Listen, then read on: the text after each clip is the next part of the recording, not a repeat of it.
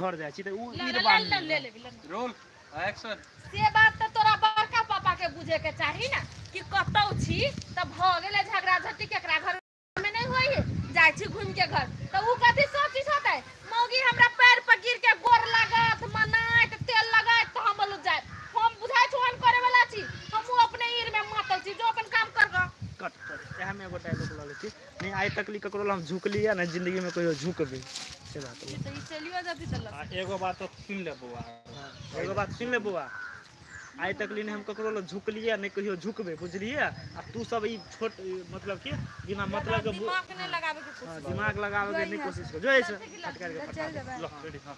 Roll action. हां एगो बताओ आज तक ले चंदा न के गुराग में झुकले या आ न कभी भी झुकते आ तू सब ज्यादा दिमाग नहीं लगो जो काम कर काम करे में कोरिया हवा बात करे में देखो न दुन्नु ननद भौजाई जे मिली भगत खेलिए तो काट न कोरी बात खाली हमरे ले दे